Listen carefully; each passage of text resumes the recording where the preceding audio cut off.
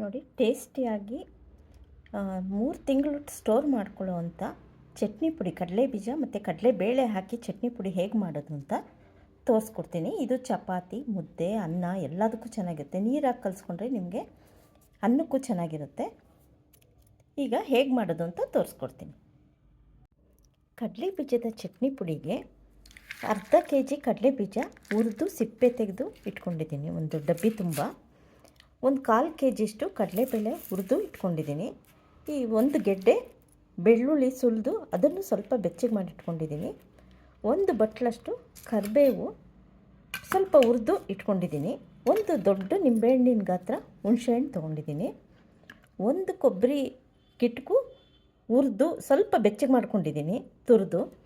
ಈಗ ಇದೇ ಒಂದು ಬಟ್ಲಷ್ಟು ಒಣಮೆಣಸಿನ್ಕಾಯಿ ಗುಂಟೂರು ಬ್ಯಾಡಿಗೆ ತೊಗೊಂಡು ಹುರಿದು ಇಟ್ಕೊಂಡಿದ್ದೀನಿ. ಇದಕ್ಕೆ ರುಚಿಗೆ ತಕ್ಕಷ್ಟು ಸ್ವಲ್ಪ ಬೆಲ್ಲ ಹಾಕ್ಕೋಬೇಕು, ರುಚಿಗೆ ತಕ್ಕಷ್ಟು ಉಪ್ಪು. ಇದಿಷ್ಟು ನುಣ್ಣಗೆ ಮಿಕ್ಸಿ ಮಾಡ್ಕೊಂಬರ್ಬೇಕು. ತೀರಾ ನುಣ್ಣಗೂ ಬೇಡ, ಸ್ವಲ್ಪ ತರ್ತರಿಯಾಗಿ ಮಿಕ್ಸಿ ಮಾಡಿದ್ರೂ ಆಯಿತು.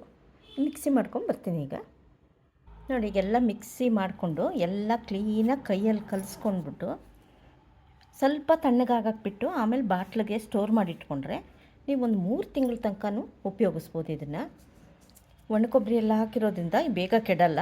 ನೀವು ಅನ್ನ, ಚಪಾತಿ, ದೋಸೆ, ರೊಟ್ಟಿ ಎಲ್ಲದಕ್ಕೂ ಚೆನ್ನಾಗಿರುತ್ತೆ. ನೀವೆಲ್ಲ ಟ್ರಿಪ್ ಹೋಗ್ಬೇಕಾದ್ರೂ ಚಪಾತಿ ಹಾಕ್ಕೊಂಡು ಚಟ್ನಿ ಪುಡಿ ಒಂದು ಕವರ್ಗೆ ಹಾಕಿಟ್ಕೊಂಡು ಕವರ್ಗೋ ಬಾಟ್ಲಿಗೋ ಹಾಕ್ಕೊಂಡು ತೊಗೊಂಡೋದ್ರೂ ಚೆನ್ನಾಗಿರುತ್ತೆ ತಿನ್ನೋಕ್ಕೆ.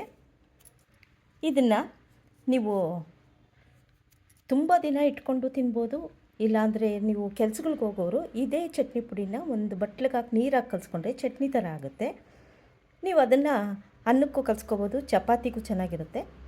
ಒಮ್ಮೆ ಟ್ರೈ ಮಾಡಿ ಕಾಮೆಂಟ್ ಸೆಕ್ಷನ್ಗೆ ಕಾಮೆಂಟ್ಸ್ ಹಾಕಿ.